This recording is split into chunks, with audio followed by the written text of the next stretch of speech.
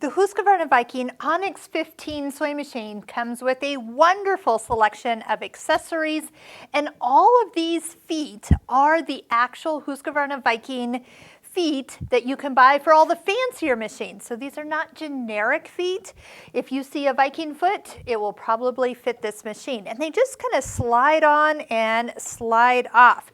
Plus, once you take them out of the bag that came with when the machine was first opened, you can store everything right here in the accessory box. There's a little opening in the front, and there's more space in the back. So that's kind of where we're going to just take them out of the bag, go through them, talk about them, and then put them all in here. When you slide this whole part off, this part becomes the free arm of the machine. But when this is on, it makes for a really nice workspace. So just kind of know that that is usually how I work with this machine. Accessories in here and this on, and then now you have plenty of support when I'm sewing. There was also a dust cover in with the box, and just an FYI, you know, a sewing room becomes very linty because of the fabric we handle and batting. And you've probably noticed that when you've kind of wiped your tables and noticed that there's kind of that layer of lint. So if you want to keep this machine really nice and clean, put a little cover over it at the end of your sewing time, especially if you have pets. I don't know why, but you just find more hair where you don't want it, and this would also kind of prevent that. Your owner's manual is here where we're pretty much doing all the videos, going through all these information, but explaining what this actually means, and then going through some of those stitches that sometimes people just never know what to use them for. So I do say that this is a great reference. Go through the videos and then know that this is easily understood once you have a better understanding. Okay, accessories. So one thing I do notice is there is an empty bobbin in the machine when you get it. So there's number one. You probably are going to want to get some extra bobbins. Now, do keep in mind not all bobbins are the same. Just because they're clear doesn't mean they fit this machine. So just make sure you work with your Husqvarna Viking store, and they will make sure to get you the right bobbins. I find most of my students say they love anywhere from 10 to 20 bobbins. So if you have just the 4 that come with this machine, you're probably going to want to have at least a pack or two extra. Great item to add to your Christmas list, by the way. People love to buy people bobbins. All right, in no particular order, we're talking about each of these items. Cleaning brush, we're going to do a video on how to take care of this and clean it. On the other end of this is a seam ripper, so just put that back in there. You got a nice handle. Yes, you can never have too many seam rippers. Spool caps. Let's talk about spool caps just a little bit. When we slide our thread up here on the horizontal spool pin, you need to match the cap size with the end of the spool you're using. So when I am using a smaller spool at the end, then I will use the smaller one. So you got a large one and a small one. Actually, I'm going to just leave the large one right there because that's what I need. You want to make sure that as you push your spool caps on that you don't leave any gap. If there's a little gap between the two, your thread can find its way between those, and then it gets tight, and then it usually breaks your needle, and that's an oops. So just make sure there's no gap in between there.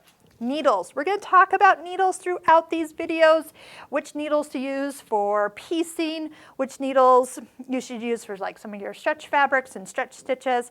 But you have a nice little assortment. Again, work with your local store, and they'll hook you up with like a nice kind of beginning pack of needles. You always want to have the right needles for different types of fabric and also different thicknesses of thread. This little guy is a screwdriver. I know he doesn't look like much, but he is.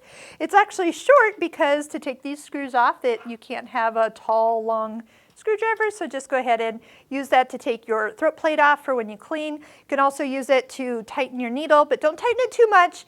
You over tighten it and it will stop holding your needle, actually. And also too, if you ever are switching out to different feet, you will use it to take the screw off on the side. That would be for like a free motion quilting foot, which is optional, but you are going to need to take the whole entire ankle off and the foot. Speaking of feet, we've got different feet that we are going to be using, from like a J foot is an overlock foot, any stitch that kind of is meant to kind of go over the edge of the fabric and make it so it doesn't unravel any further. A D foot is a blind hem foot, and those are all stitches and settings that you will see down here. They'll guide you to when to use the J foot or when to use the D foot, which is the blind hem, and then what settings you should have. And we'll go through this little cute sewing advisor as we go. You have a zipper foot, and okay, a zipper foot always looks funny. People always ask me, well, which way does it go on? You know, can it go this way? Well, it's an E, so make sure you can read the E, and then you can actually put it on the left or the right. So depending on what side of the zipper you're stitching on, it will be natural to, once you get ready to notice, you'll go, oh wait, that foot's on the wrong side, and then you just switch it over. So it actually works. We do have a video that we'll be doing on how to do a zipper. There's an A foot on the machine right now and a B foot. An A foot is like your normal sewing foot. Your B foot has got this little kind of cutout underneath. This is designed to make sure your stitches that it might be a little bit more filled in or dense have a place for it to kind of travel out the back of the foot and not get hung up. So we'll be switching to this like when we do a satin stitch or when we do some of these decorative stitches. Another foot, I know I'm holding one back here, okay. Another foot we've got is an H foot. It's a white foot. It's actually a non-stick foot. So if you're ever working with vinyl or something that is sticky, or even leather, this is gonna slide right on. A metal foot's gonna like stick. So by switching over here, that makes it super easy. This foot C is a buttonhole foot. So we talked about having a 4-step buttonhole, and so when you put this on, it will help guide. So see these, there's 2 channels on the underneath side of a buttonhole foot. That will help keep those legs parallel and not let one of those legs wander. So this is your buttonhole foot. We'll make sure you know how to use that. A seam guide. I love the fact that they put these in. They're not always found on machines, but this one it is.